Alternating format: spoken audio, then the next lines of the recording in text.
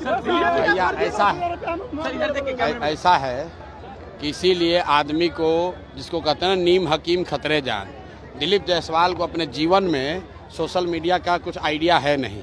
इनके पिताजी के पिताजी को सोशल मीडिया हम लोगों ने सिखाया है। जिस अकाउंट की वो बात कर रहा है, सब लोग ध्यान से सुन लीजिए, जिस अकाउंट का बात दिलीप जायसवाल कर रहे हैं वो भाजपा के 2 लोग आज से नहीं 2016 से चला रहे हैं। और उस आदमी को ये भी नहीं समझ है कि ये भाजपा का कोई पेज नहीं है, ये फेसबुक ग्रुप है जिस पर कोई भी जाकर कुछ भी लिख सकता है। 2016 से ये 2 लड़के भाजपा के ये ग्रुप चला रहे हैं। उस पर आरजेडी के लोग भी पोस्ट करते हैं, उस पर जनसुराज के भी लोग पोस्ट कर रहे हैं, भाजपा के लोग भी पोस्ट कर रहे हैं। उनको जो केस किए हैं तो उनको कहिए कि तुम्हारा तो सरकार है ना, तुम जाओ और डीजीपी के साथ जाओ, और उसमें अगर एक भी चीज गलत निकल जाएगा तो प्रशांत किशोर राजनीति से संन्यास ले लेगा। लेकिन अगर नहीं निकला तो इसको हाथ जोड़कर दिलीप जायसवाल को पूरे बिहार के युवाओं से माफी मांगना चाहिए।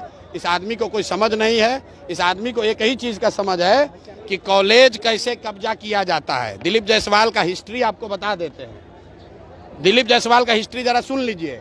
सीमांचल में माइनॉरिटी के मेडिकल कॉलेज में ये व्यक्ति कैसे उस कॉलेज को इन्होंने गलत तरीके से कब्जा किया हुआ है, उसकी जांच होनी चाहिए। और बेचारे जो सरदार जी उसके मालिक थे, जिन्होंने उस कॉलेज की स्थापना की, उनकी हत्या हुई, कैसे हत्या हुई, इसकी जांच होनी चाहिए। ये हमको डराने की कोशिश कर रहे हैं। भाई तुम दिल्ली, यहाँ पटना से लेकर दिल्ली तक जितना साइबर एक्सपर्ट है उसको ले आओ और ला कर दिखाओ। अगर प्रशांत किशोर ने, जनसुराज ने गलती की हुई है तो हम लोग मान लेंगे। ये इसको कुछ आइडिया है नहीं, किसी ने बता दिया कि अरे भैया ये भाजपा के ग्रुप में जनसुराज का मैसेज है। तुम भाजपा के ग्रुप में जनसुराज का आदमी नहीं लिखेगा। आप किसी के भी पेज पर जाकर कुछ भी कमेंट कर सकते हैं, उसमें क्या है? आपको लगता है सर चुनाव से पहले आपको बदनाम करने की? अरे भैया बदनाम क्या होगा इसमें? बदनाम हमको क्या करेगा भाई? सब लोग समझ रहा है सरकार किसकी है, भाजपा की है। तो अगर कोई फेसबुक पेज गलत चल रहा है तो तुम पकड़ लो। दिल्ली में सरकार तुम्हारी है, पटना में सुनिए ना, अरे भाई सरकार किसका है? बिहार और दिल्ली में सरकार किसका है? फेसबुक पेज पर अगर कुछ गलती है तो तुम पकड़ो, अगर है हिम्मत तो। पत्रकार वार्ता काहे कर रहे हो? और साथ में ये भी कह रहे हैं कि जिस कॉलेज को कब्जा करके बैठे हुए हो उसका भी जांच करा लो, अपनी ही सरकार से करा लो कि उस कॉलेज का मालिक कैसे बने हो। अशोक चौधरी ने कहा है कि आपके ऊपर ज्यादा बात नहीं करेंगे, आपको ज्यादा बराबर नहीं बनाएंगे, ज्यादा बात नहीं। ठीक बात है। अशोक चौधरी के लिए कल मैंने कहा कि हम लोग जानते हैं कि नेता दल बदलते हैं, लेकिन अशोक चौधरी बिहार के सर्वदलीय नेता हैं।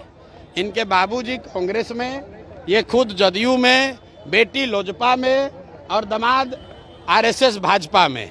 तो भाई एक ही चीज बचा हुआ है, आरजेडी। अब घर में 1-2 और कोई भांजा भगीना होगा, उसको भतीजा को उसको आरजेडी में भी डाल दे। तो ये बिहार की जनता देख रही है कि ये एकमात्र परिवार है जो कि चारों पांचों दल में है। कोई भी किसी दल को वोट दीजिएगा, अशोक चौधरी जी को उसमें लाभ ही लाभ है। अरे मोदी जी आ रहे हैं तो आप लोग देखिए कि सब जिला से बिहार के बच्चों का, बिहार के गरीब जनता के पैसा पर, आपके हमारे पैसा से भीड़ जुटाने के लिए सब सरकारी खर्चा पर बस से ले जाकर भीड़ जुटाया जा रहा है। तो सब लोगों को पूछना चाहिए कि भाई आप हम लोग को कुछ दे तो नहीं रहे हैं, हम लोग का ले क्यों रहे हैं?